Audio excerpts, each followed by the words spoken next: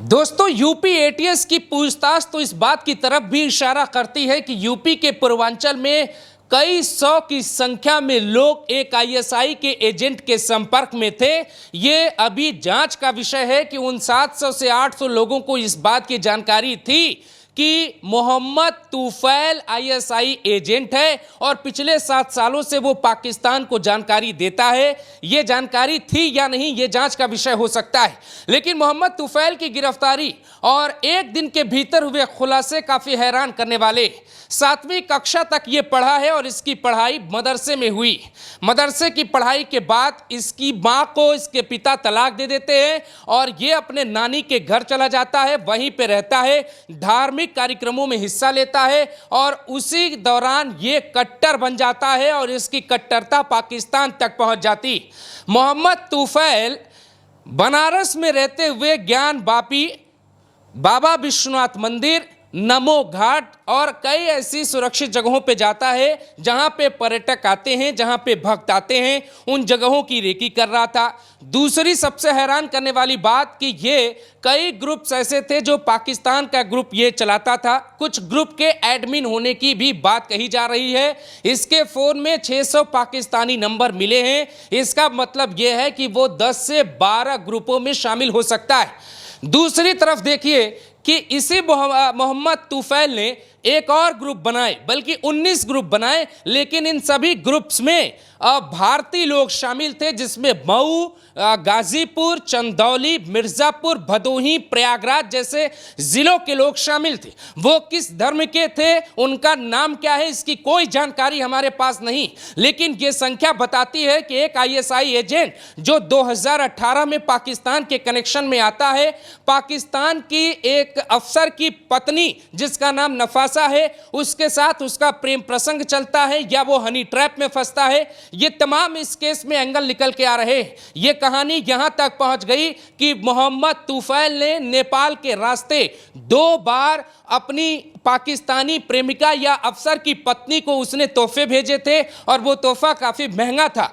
दूसरी सबसे बड़ी हैरान करने वाली बात दोस्तों एक और है। मोहम्मद तुफैल का जो भाई है, जिसकी तस्वीर आपके सामने, जब इससे मीडिया वाले पूछते हैं कि तुम बताओ कि तुम्हारे भाई ने इस तरीके का काम किया तो क्या तुम्हें पता था, ये जो बताता है वो बेहद हैरान करने वाला है। आप इसकी अवस्था अगर देखेंगे तो ये कभी दाढ़ी खजुलाते बात करता है, कभी निगाहें नहीं मिला के बात करता है। ये माफ़ी ज़रूर मांगता है कि हम लोगों को दुख हुआ है, लेकिन इसकी सच्चाई जरा सुनिए। नहीं, हमारे परिवार का कोई पाकिस्तान में नहीं है, ना ही हमारा पाकिस्तान से कोई लेना देना है, ना ही जो है। देखिए, वो सोशल मीडिया के जरिए से जुड़ा होगा। जो यहाँ तक जो बात सामने आ रही है, अब कल जो बात सामने आई है, नहीं, किसी को नहीं पता। घर वाले खुद जो है स्तब्ध हैं कि परेशान हैं कि ऐसा कैसे हो गया। आरोप ये है कि नहीं है इस बार इन सब चीज़ों के बारे में हम लोगों से कभी कोई बातचीत नहीं। तो वो क्या सपने लिए बैठा था, ये किसको क्या पता। सपना अपना होता है भाई, वो अपने अंदर क्या लिए बैठा था। अगर आरोपी पाया जाता है तो आप लोग उसको अपने साथ रखेंगे? अगर देखिए वो आरोपी पाया जाता है तो हम क्यों साथ में रखेंगे। वो एटीएस आई बोली कि इनके ऊपर हमें मतलब कि शंका है, तो इनका थोड़ा सा ऐसा पाया जा रहा है। तो हम लोगों ने, वो बाहर थे, हम लोगों ने बुला करके उनको एटीएस के हवाले कर दिया कि भैया अगर ऐसी कोई बात मिलती है तो ठीक है, आप जांच पड़ताल कर लीजिए। हम लोगों ने उसे छुपाने की भी कोई कोशिश नहीं की। इस पूरी कहानी का चैप्टर 2 शुरू करते हैं। पहली बात ये कि मदरसे में क्या ऐसी शिक्षा दी जा रही है जिसके बाद कट्टर मुस्लिम पैदा किए जा रहे हैं। ये जो मोहम्मद तुफैल है, ये 7वीं तक मदरसे में ही पढ़ा, उसके बाद इसकी पढ़ाई छूट जाती है। ये बुनकर बनता है। बुनकर बनने के बाद ये जो है कुछ कारीगरों वाला काम भी करना शुरू कर देता है। लेकिन इसी दौरान ये धार्मिक स्थलों पर जाता, ये मौलानाओं से मुलाकात करता, इसके घर पे तरह तरह के लोग आते। ये जिस मोहल्ले में रह रहा था वहाँ पे हिंदू आबादी भी थी, इसी कारण ये किसी से बात नहीं करता, मोहल्ले में चुपचाप रहता, सुबह निकलता और रात को घर आता। ये पूरी जो प्लानिंग या जो पूरी क्रोनोलॉजी वो सिर्फ मोहम्मद तुफैल के केस में नहीं बल्कि ये सभी जासूसों की कहानी। जैसे ज्योति मल्होत्रा के पास अपना यूट्यूब चैनल था जिसके जरिए वो सुरक्षा से जुड़ी कई जानकारी आसानी से जुटा ले रही थी। आपको याद होगा कि पंजाब के एक एयरबेस पे एक दर्जी पकड़ा गया जिसका काम था कपड़ा सिलना। वो एक एयरबेस के पास कपड़ा सिल के जानकारी जुटा रहा था। इसी तरीके से मुरादाबाद एटीएस ने जो गिरफ्तार किया शहजाद एक व्यापारी था और वो भारत पाकिस्तान आता जाता रहता था। लेकिन मोहम्मद तुफैल इसलिए एक नई कहानी का जिम्मेदार लगता है क्योंकि इसकी ताकत आईएसआई में काफी ज्यादा झलकती दिखाई दे रही।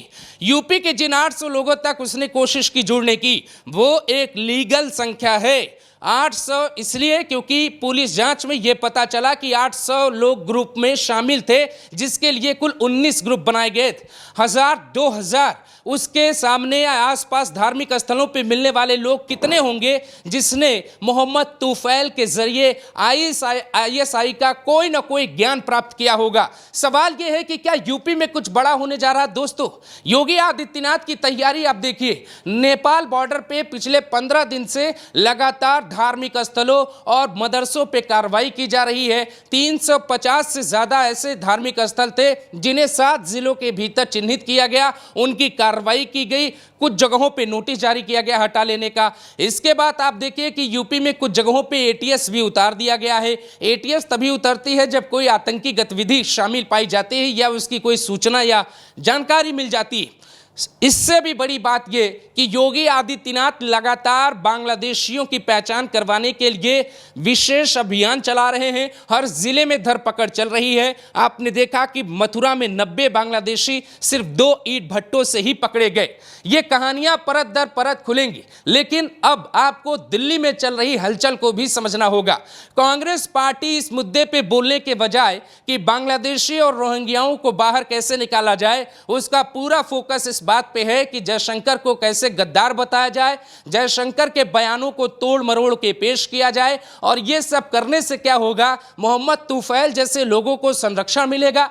मोहम्मद तुफैल हो या फिर पाकिस्तान से जुड़ा कोई व्यक्ति, क्या कांग्रेस उस तरफ जोर दे सकती है कि फिलहाल देश अपने विरोधियों की तलाश कर रहा है और गद्दारों की खोज की जा रही है ताकि उन्हें पाकिस्तान तक पहुंचाया जा सके।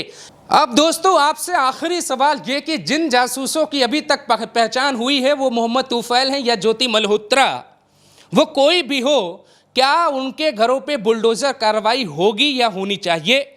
दूसरा सवाल ये कि इन लोगों को क्या उम्र कैद की सजा होनी चाहिए? तीसरा सवाल ये, आईएसआई का नेटवर्क तोड़ने के लिए क्या सिर्फ तब तक सरकार सजग रहेगी जब तक पहलगाम और पाकिस्तान का मसला टीवी चैनल पे छाया हुआ है? चौथा सवाल ये कि क्या यूपी से लेके देश भर के मदरसों की भी एक बार फिर से जांच होनी चाहिए, सही मदरसों को चिन्हित किया जाना चाहिए और उन्हें सरकार को सपोर्ट देना चाहिए। और जितने भी अवैध मदरसे हैं जहां से आतंकवादी गतिविधियां शामिल हो रही हैं या वहां पे कोई संरचना तैयार हो रही है, क्या आसाम की तरह यूपी में भी बुलडोजर चलाने का दौर आ गया है? अपना जवाब कमेंट बॉक्स में जरूर दीजिएगा। नमस्कार।